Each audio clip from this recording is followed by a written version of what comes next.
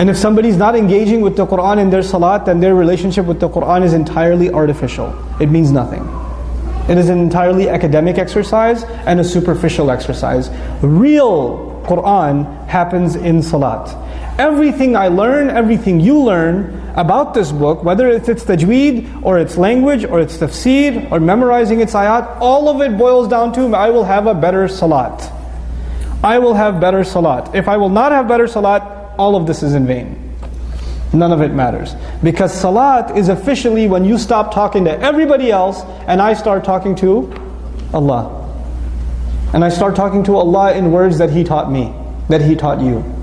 That's the conversation. That's the conversation that matters. Nothing else in life, everything else in life is in vain, if this isn't in place. Now I want to share with you some ayat, and I'm going to be brief with some and detailed in some others. Originally, when I thought about what am I going to talk to you guys about today, I was thinking about the 16th ayah of the surah, surah al Hadid.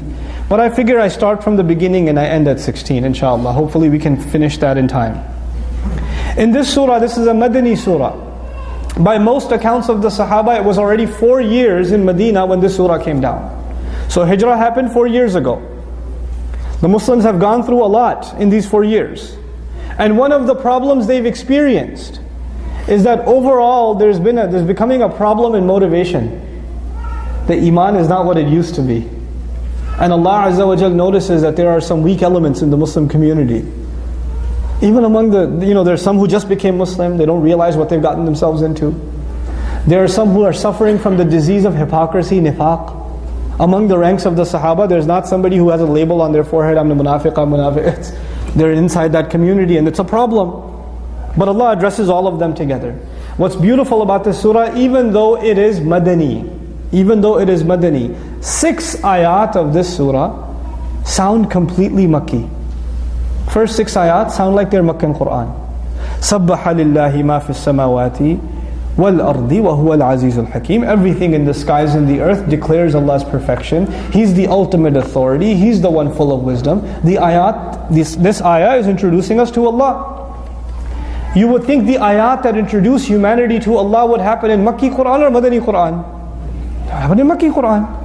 Next ayah, لَهُ مُلْكُ السَّمَاوَاتِ وَالْأَرْضِ أَلَا يَعْرِفُ الْمُسْلِمْ بَعْدِ. The Muslim doesn't know already. لَهُ مُلْكُ السَّمَاوَاتِ وَالْأَرْضِ. He owns the kingdom of the skies and the earth. يُحْيِي وَيُمِيتُ. He gives life and He gives death. وَهُوَ عَلَى كُلِّ شَيْءٍ قَدِيرٌ. And He's in complete control over everything. Muslims, 4th year after Hijrah, don't know this? They know this already or no?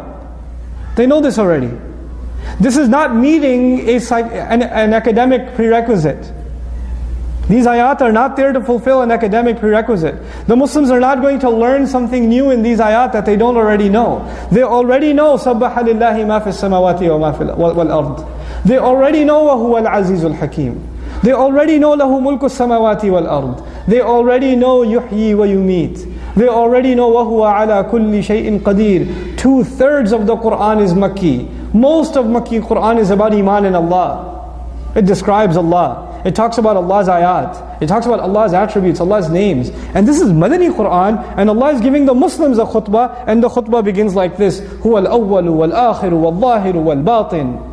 He's the first and the last, the most obvious and the most hidden. وَهُوَ بِكُلِّ شَيْءٍ عَلِيمٌ. And He is knowledgeable of all things. He knows everything. And He always knows it. And He's always known it.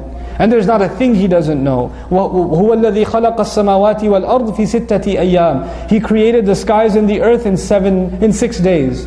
ثُمَّ اسْتَوَى عَلَى الْعَرْشِ. Then He rose upon or balanced al-arsh, the throne. يَعْلَمُ مَا يَلِجُ فِي الْأَرْضِ. He knows what goes into the earth.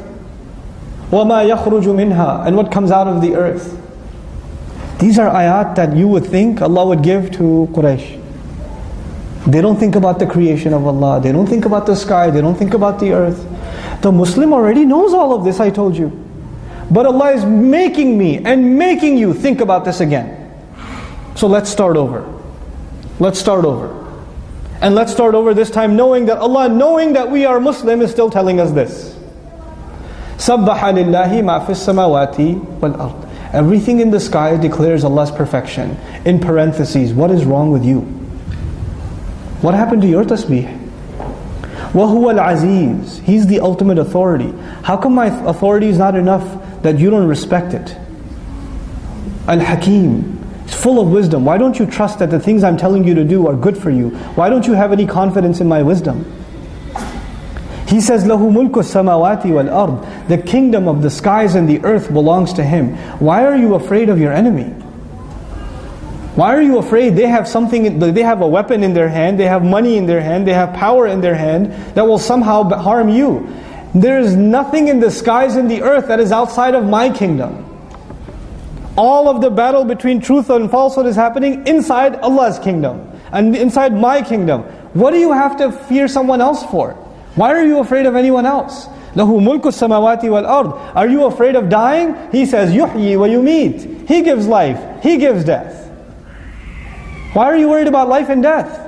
He will give and He will take, because it's not yours to keep. We call it my life. I want to live my life. Who says it's yours? Where'd you get mine from? People say my hand hurts. Is your hand? Wait, how much you pay for it? Where'd you get it from? Amazon? Where'd you get your hand from? My life, my hand, my car, my house. What's mine? He gives life. He gives death. He's given you this opportunity and He will take this opportunity. وَهُوَ عَلَى كُلِّ شَيْءٍ قَدِيرٍ. And no. He wouldn't do that. No, He can do anything. He's in control of all things. وَهُوَ عَلَى كُلِّ شَيْءٍ قَدِيرٍ. هُوَ الْأَوَّلُ وَالْآخِرُ. He's the first and the last. And this has many interpretations, but at the personal level, the first priority, the first thought in your day should be what? Allah. The last thing you leave this world with, the last thing you do before you go to sleep, you think about your master. What did I do for you, my master, today? Me, this insignificant creature, what did I do today for you? I'm going to this bed, and I'm going to sleep, and I don't know if I'll wake up again. And I don't know if I have to stand in front of you before I wake up, I might have to stand in front of you. My first and my last thought. وَالظَّاهِرْ وَالْبَاطِنِ. And He is so obvious. He is so obvious. Allah is in the unseen. How does He call Himself al-Zahir, the ultimately obvious? The one who believes, they see Allah in everything. They see Allah in the sunshine, Allah's work. They see Allah in His work. They see Allah in His creation. They see Allah in His planning. Well, He's Zahir, He's always. Sometimes really annoying things happen to you. Really annoying things. Like you get stuck in traffic on your way to Arabic class. 45 minutes late. You're upset. You're like, is that part of Allah's plan? Yes. Because you need to learn sabr more than you need to learn Arabic some days. So He's going to teach it to you. And if that means He has to make you lose your keys, He'll make you lose your keys. It's part of His plan. Because He's helping you control your temper. He's helping you learn to rely on Him. Sometimes He'll make you pass a test, sometimes He'll make you fail a test. So you learn to understand where success and failure comes from. وَالْبَاطِنِ. And He's ultimately hidden. You'll think everything is happening around you. You don't see Allah. He's the ultimately hidden. He's the universe's best kept secret. Allah Azza wa Jal. And at the same time His work is the most obvious, makes Him the most obvious. وَهُوَ بِكُلِّ شَيْءٍ عَلِيمٍ. And He knows all things. There's nothing. Just because you don't see Allah doesn't mean He doesn't know what's going on. وَهُوَ بِكُلِّ شَيْءٍ عَلِيمٍ. هُوَ الَّذِي خَلَقَ السَّمَاوَاتِ وَالْأَرْضِ فِي سِتَّةِ أَيَّامٍ ثُمَّ اسْتَوَى عَلَى الْعَرْشِ. He created the skies and the earth in 6 days, a display of His power. Then He rose upon al-arsh, the throne. The arsh is described in Arabic literature for the throne of a king. When Allah describes that He's on the throne, that makes Him the king, that makes us His subjects. It's supposed to, the more you describe the greatness of Allah, the more it should insert in me humility. It should instill humility inside me. Al-arsh. يَعْلَمُ مَا يَلِجُ فِي الْأَرْضِ. And His arsh is where? Up. So high. Above 7 heavens. Above 7 heavens. And in the very next ayah He says He knows what goes into the earth. Very next kalam. That's the lowest you can be. Al-ard. This is why this world is called al-hayatud dunya, the lowest life. He from His highest throne knows what is going into the lowest place, the earth. وَمَا يَخْرُجُ مِنْهَا. And what comes out of it. وَمَا يَنْزِلُ مِنَ السَّمَاءِ. And what comes down from the sky He knows. وَمَا يَعْرُجُ فِيهَا. And what rises up to the sky He knows. وَهُوَ مَعَكُمْ أَيْنَمَا كُنْتُمْ. He is with you. هُوَ مَعَكُمْ. He is with you. أَيْنَمَا كُنْتُمْ. Wherever you may find yourselves. Wherever you may be, you are not alone. He's with you. هُوَ مَعَكُمْ أَيْنَمَا كُنْتُمْ. His ma'iyyah, His company is there. He's watching. He's protecting. He's observing. He's testing. Constantly. I'm never alone. I'm not alone in a hotel room. I'm not alone on campus. I'm not alone in the car. I'm not alone. We're never alone. You know? These people that want to look for alien life in the universe, are we alone in the universe? We have the answer. We're not alone. We're never alone. We were never alone.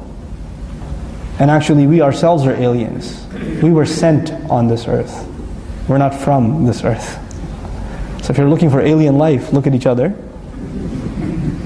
Every one of you, part of you is alien. It came from the sky. An angel delivered the ruh into your mother's belly. Right? We're not from this world. Well, part of us is. Part of us grew from the earth. And even that started with our father, Adam alayhi salam, who was himself sent down from Jannah. He was himself sent down from Jannah. He knows what goes into the earth. He knows what will come out of the earth.